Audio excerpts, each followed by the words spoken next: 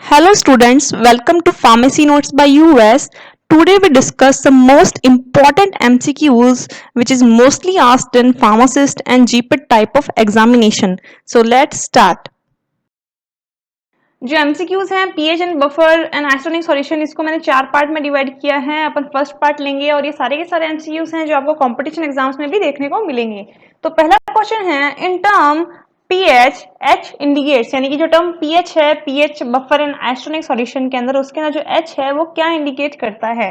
तो अगर आपको याद हो, मैंने आपको पढ़ाया था पीएच के अंदर कि जो पीएच है ये 2 पार्ट से मिलकर बना है। पी का मतलब है पोटेंस एंड एच का मतलब क्या है, हाइड्रोजन। यानी कि ऑब्वियस है कि इसका आंसर क्या होगा कि पी और एच में जो एच है वो क्या है, हाइड्रोजन। ऑप्शंस देख लेते हैं, hydrogen, haemoglobin, helium and none of the above. तो ऑब्वियस है इसका आंसर होगा ए, हाइड्रोजन।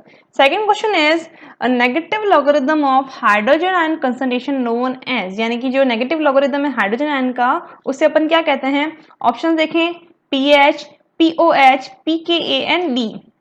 तो ऑब्वियस है, मैंने आपको ये चीज बताई थी कि जो हाइड्रोजन आयन कंसंट्रेशन है उसका जो नेगेटिव लॉगरिथम है वो पीएच कहलाता है। जो सोरेनसन साइंटिस्ट थे उन्होंने ये चीज बताई थी। पीओएच की बात करें तो ये हो गया negative logarithm of OH ion concentration. PKa is the dissociation constant for acid and pKb is the dissociation constant for base. तो ऑब्वियस है इसका आंसर क्या होगा, पीएच। फिर अपन बात करते हैं, N acid is a proton donor denoted by which theory, यानी कि जो एसिड है वो एक प्रोटोन डोनर है, ये किस थ्योरी के थ्रू डिनोट किया गया है। ऑब्वियसली अगर अपन pH and buffer and isotonic solution अगर पढ़ रहे हैं तो यहाँ पे जो पीएच है वो क्या बताता है, कोई भी सिस्टम कितना एसिडिक है या कितना बेसिक है। तो एसिडिक है या बेसिक है, तो उसके लिए अपने को ये भी जानना जरूरी है कि अपन एसिड किसे कहते हैं और बेस किसे कहते हैं। तो उसके लिए कुछ साइंटिस्ट थे जिन्होंने डेफिनेशन दी थी एसिड एंड बेस की। तो क्वेश्चन अपने को ये पूछ रहा है कि जो acid is a proton donor है, ये थ्योरी किसने बताई। ऑप्शंस की बात करें तो Bronsted Lowry, Arrhenius, Lewis and none of the above. तो अगर आपको याद हो, आपने केमिस्ट्री के अंदर भी पढ़ा होगा कि 3 तरीके के साइंटिस्ट थे, ब्रोंस्टेड, अरहेनियस एंड लुईस। इन्होंने अपनी अपनी कुछ थ्योरीज दी थी एसिड एंड बेस को डिफाइन करने के लिए। और जो ब्रोंस्टेड-लियोरी था, उन्होंने ये कहा था कि acids are the proton donor while bases are proton acceptor. तो आंसर इसका रहेगा ए, ब्रोंस्टेड-लियोरी। Here is the answer A, hydrogen. In pH indicated a negative logarithm of hydrogen concentration is known as pH and Bronsted-Lowry expressed that the acid is a proton donor. तो अगर आपको equation याद है तो मैंने आपको बताया था कि अर्हेनियस थ्योरी के अंदर क्या है, acid a substance that contain hydrogen, while Bronsted ने क्या कहा था, acid is a proton donor, and Lewis ने कहा था कि acids are electron pair acceptors. यानी कि तीनों ने साइंटिस्ट ने डिफरेंट डिफरेंट थ्योरीज के हिसाब से एग्जांपल देते हुए एसिड एंड बेसिस को एक्सप्लेन किया था। नेक्स्ट अपन बात करते हैं, acids are substance that contain hydrogen and bases contain hydroxyl group expressed by, again a theory by which scientist. तो ऑप्शंस हैं Bronsted Lowry, Arrhenius, Lewis and none of the above. यानी कि जो एसिड्स हैं वो हाइड्रोजन कंटेन करते हैं और जो बेसिस हैं वो OH माइनस ग्रुप है जो कि कंटेन करते हैं। ये किसने कहा था, ब्रोंस्टेड-लियोरी। तो ऑब्वियस नहीं हो सकता, क्यों, क्योंकि इनका आपने पढ़ लिया, ये प्रोटॉन डोनर एंड एक्सेप्टर की थ्योरी पे वर्क करते हैं।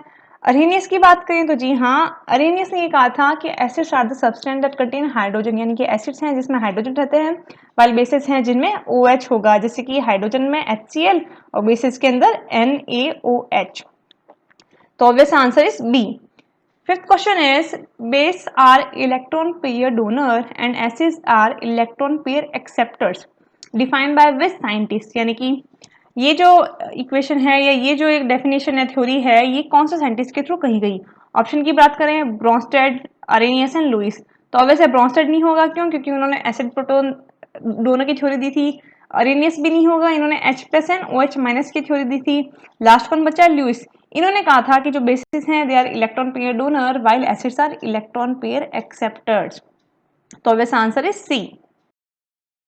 Here is the answer. Arrhenius said that acids are the substance that contain hydrogen, and Lewis said that the bases are electron pair donor. Next question है, maximum buffer capacity equals to, यानी कि जो maximum buffer capacity है वो किसके equal है options के अंदर। तो अगर बफर कैपेसिटी की बात करूं तो बफर कैपेसिटी में मैंने बताया था कि buffer capacity is defined as a magnitude, यानी कि वो मैग्नीट्यूड कि जब आप किसी एसिड और बेस को किसी बफर सॉल्यूशन में डालते हो तो वो अपने आप को चेंज होने से रोकने के लिए कितनी कैपेसिटी शो करती है, this is known as buffer capacity.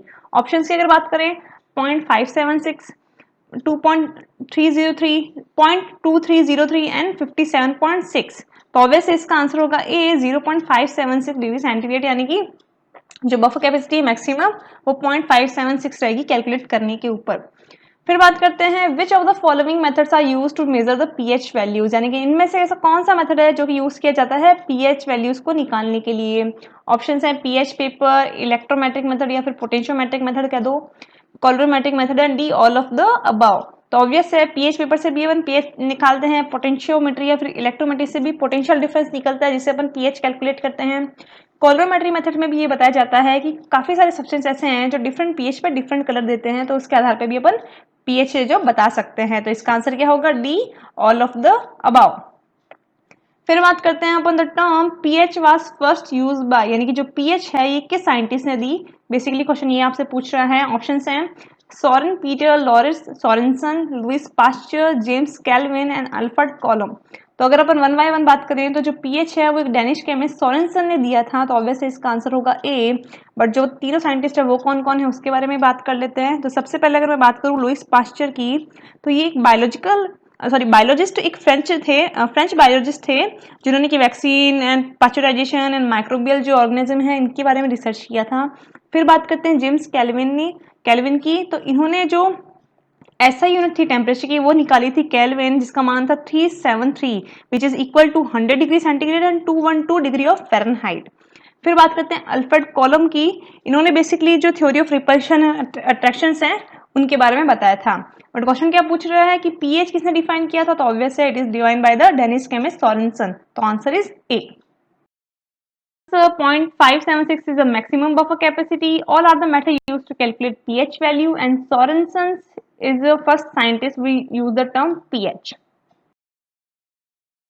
Then maximum buffer capacity occurs when, यानी कि जो maximum buffer capacity है यानी कि वो particular capacity जहाँ पे जो buffer solution है पूरी ताकत लगा देगा अपनी pH को उतने पे ही रोकने के लिए, वो कौन सी होगी। ऑप्शन है when pH equals to pKa, when pH is greater than pKa, when pH is smaller than pKa, all of the above। तो अगर आपको याद हो मैंने आपको बफर इक्वेशन यानी कि जो हेंडरसन-हेसलबैच इक्वेशन है वहां पे पढ़ाया था कि बेसिकली बफर्स क्या होते हैं, they are weak acid and salt of it या फिर weak bases and salt of it, यानी कि अपन एक तरीके से ये कह सकते हैं कि या तो एसिड एंड इट्स सॉल्ट। तो ऑब्वियस है जब दोनों चीजें होगी तो जैसे आप इसके अंदर एसिड एंड बेस डालोगे तो एक अपने आप को डिसोशिएट करेगा due to common ion effect and दूसरे की कंसंट्रेशन है जो बढ़ा देगा। तो अगर एक ऐसा पॉइंट आए जहां दोनों की कंसंट्रेशन है जो बराबर रहे, यानी कि उसके अंदर नहीं कोई एसिड डाला गया है नहीं कोई बेस डाला गया है, या फिर एसिड एंड बेस डालने के बाद भी अगर वो दोनों इक्वल क्वांटिटी में रहे, यानी कि ये कह सकते हैं कि वो अपनी मैक्सिमम बफर कैपेसिटी का यूज कर रहे हैं पीएच को चेंज होने से रोकने के लिए। तो ऑब्वियसली इसका आंसर क्या होगा A, when pH equals to pKa. Next is the pH of the pharmaceutical buffer system can be calculated by, यानी कि जो अपन फार्मास्यूटिकल बफर सिस्टम में जो पीएच कैलकुलेट करते हैं उसके लिए इक्वेशन यूज करते हैं, वो कौन सी इक्वेशन है, उनका नाम क्या है। ऑप्शन है पीएच पार्टीशन थ्योरी, फिर है Michaelis Menten equation, then Henderson Hasselbalch equation and D is Noyes Whitney equation.